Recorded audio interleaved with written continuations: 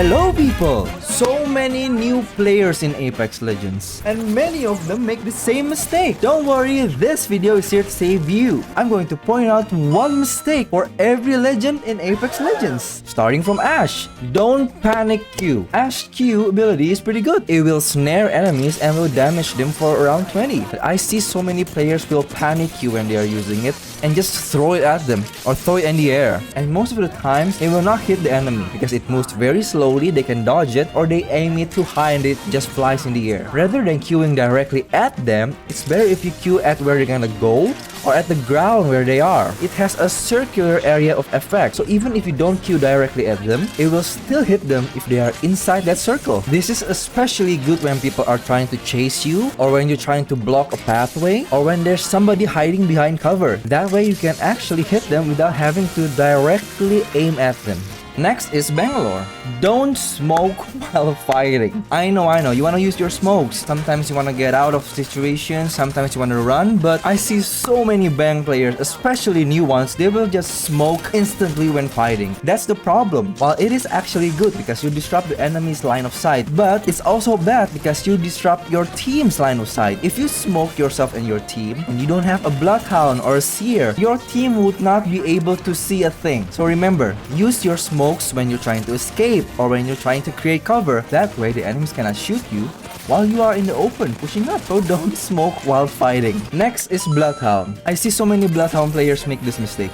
Don't scan too early. I know many people are not gonna agree with this, but please don't scan too early. Apex Legends is basically third-party legends. So when there's a fight, you will come and you will try to get more KP. And so many times, Bloodhound players will lead the charge. But they will scan so soon before them or their team are at the fight. If you scan too soon when people are fighting, you will know where the enemy is. But at the same time, people will also know you are coming. You're actually letting people know that there's another team coming. It's a double-edged knife with Bloodhound scan. So you gotta use it perfectly to provide the right information for your team. So remember, when you're Bloodhound, don't scan too early. Scan when your team are prepared to fight or when you need the information. It's a very powerful tool if used correctly. Next is Caustic.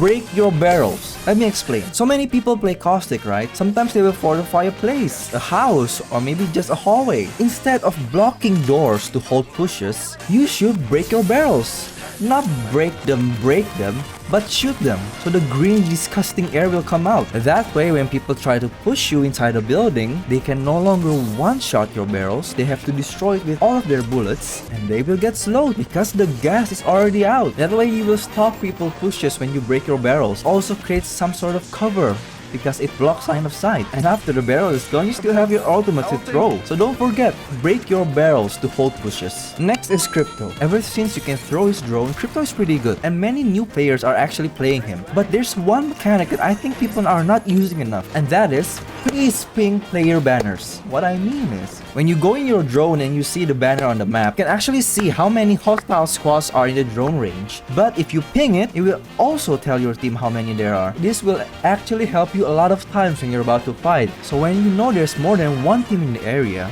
that way you know you cannot over push it. Because if you over push or overcommit to fighting one squad, the other squad will come instantly and third party you, and you will be wiped. So remember, don't just read, ping it. Now for Fuse. What I see people not using enough is actually his ultimate. People might think when the enemy is at the center, you should put your ultimate around them, right? But most of the times, players will just slide and jump out of his ultimate. It's really easy to escape, especially if you can super glide or you can just wall jump. Instead of putting it in the middle, where players can just slide down out like that, you should burn players with your ultimate. You should actually position your ultimate where if it drops, it will burn the enemy. It will help you when surprising enemies or when trying to get people out of cover, because it deals a lot of damage and it will actually slow you down. So if people get surprised hit by his ultimate, they already took a lot of damage and they cannot run away because they are slowed down. So remember, next time when you're using Fuse, make them burn.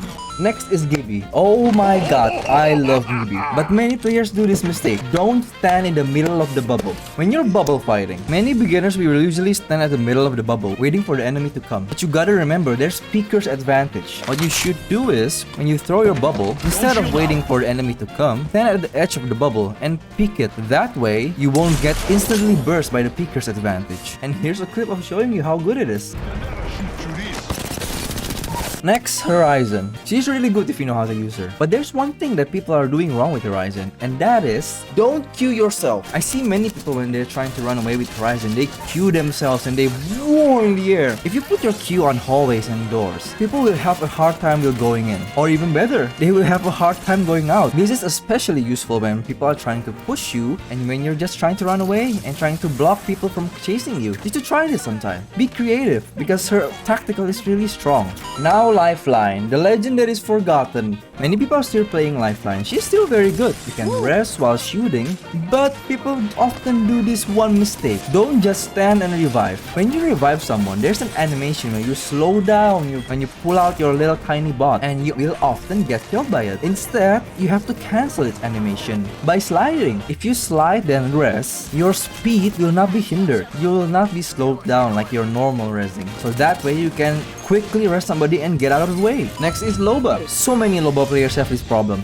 Know when to drop your ult. Loba is quite complicated because her ultimate is just for looting. Your black market is actually a really powerful tool. You can fast loot with it and you can know what kind of loot are in your area. But the most important thing about it is, you gotta know when you put it down. Don't put it down after you looted the area. Put it down when you're in a new area. Put it down at the final ring. Maybe you can get shield swaps. Or even put it down before a fight so you can get fresh attachments to win the fight. So that way it will provide value for you and your team. Don't be a jerk and put it down for yourself. I'm looking at you. I know you do that. I know you do that. Next is Mirage. This is actually funny that I have to point this out, but people can still see you. You're not that invisible. There's still particles around you that glimmers, that flickers, so we still know. When you're rezzing, you can still hear the sound. So remember next time when you're rezzing with Mirage, you're not invisible. We can still see you. Now, Newcastle. Don't shield your feet. What I mean is, don't throw your shield at where you are. Use that shield to push up. Use that shield to provide cover to go to certain places. But to do that, you cannot throw your shield at your feet. You'll be stuck there. And if the shield is broken, your team is there, and you're dead. First, you gotta know where you're gonna go. Then you're gonna throw your shield at where you're gonna go. And that way, you can push up together with your shield. And now you have a perfect moving cover. Now, Maggie. What I see from Maggie players are practically the same. You don't have to use a shotgun. Her kit is perfectly fine. So you don't have to use a shotgun if you don't want. You can use machine guns, you can shoot assault rifles, you can use a wingman. You can use any gun that you're comfortable with. Just because she has a passive shotgun doesn't mean you have to use it all the time. Use it when you need to. Next is Octane. Oh, this is a special one because so many people play Octane, right? But here's your mistake. Stop jump padding alone. People can hear your jump padding. When they hear it's only one person jump padding, they can even focus you while you're jump padding. Apex Legends is a team game. You gotta coordinate. You gotta say, guys, let's go, let's jump pad, let's push. Stop jump padding alone to a full squad, please. Pathfinder, I love this legend. One mistake that people are doing is, you're not jumping while grappling. Pathfinder's grapple is a really strong ability. You can go far, you can bamboozle enemy doing circles, but the most important thing is, when the grapple instantly connects, you gotta jump. It will give you more control on where you wanna go. So practice your grapples. That way you can get consistent good grapples. Next up is Rampart. We all know her turret, Sheila, is so freaking strong. It can kill you so quick. But not many people know how to play their walls correctly. And I say this to all the ones that play Rampart. Don't block doors with your walls. You can close off doors if you want to stop pushes, but don't put your walls perpendicular with the doors. Instead, put your walls like a T position, where they cannot open it from the outside, but you can still run out from the inside. That way, you can still escape, you can still go out and get picks, and you're not blocking anyone. Next is Revenant. One mistake is you're playing Revenant, okay? I hate you guys, so no tip. Next is Seer. What I see people doing wrong with Seer is, you're just standing, walking, and scanning. Instead, you gotta use it while sliding, because that way you're still moving at a fast pace while scanning around you. If you're just scanning while walking, you're slow and vulnerable. You can move quickly with your team while also providing information with them where the enemy is. Slide, jump, scan. That way you don't have to scan and move slowly like this. Valkyrie, yes. The mistake that people do is, don't run. When you're being attacked by an enemy, when you're trying to escape, stop running and sliding. She has a jetpack. Use it. Do tap boost on Valkyrie. When you fly with Valkyrie, the initial tap, you will get a pretty good boost. And with that boost, you can actually juke enemies. It's like a tap spray but in the sky. But just remember, it uses more fuel than normal flying. So you gotta look at your fuel indicator and make sure you have enough fuel to get to cover. Watson. I know I'm gonna piss people off with this. For me, the mistake the Watson player does is stop putting too many fences. I know you're trying to fortify. I know you're trying to make it safe for us. But as someone who plays with Watson, not as Watson, I can't see a goddamn freaking thing when you put a web of fences inside a building, okay? Don't get me wrong, you can use Watson fences, but don't block your teammates' vision. Even though you're trying to block people from going in, you still gotta see them to shoot them. It is so hard to see through a Watson fence because it's so bright. So remember, Watson players, don't put too many fences because we, your teammates, can't see. Last but not least is raid. I'll give you 2 tips for it. First, you can't go through doors, okay? I see many new Wraith players do this. They jump in, they get a pick, they almost die, they queue, and they're stuck. Because they're a door and they cannot get out. No! And second, you gotta slide and queue. But at the wind up of the queue, you are very vulnerable and you are very slow, you cannot go anywhere. So, to improve your chances, make sure you have some momentum. That way, if you slide and queue, it will negate the effect of the wind up. And there you go! 1 mistake for every legend. Comment down below, did any of them help you? Or do you disagree? So that's 1 mistake for every legend. And thank you for watching.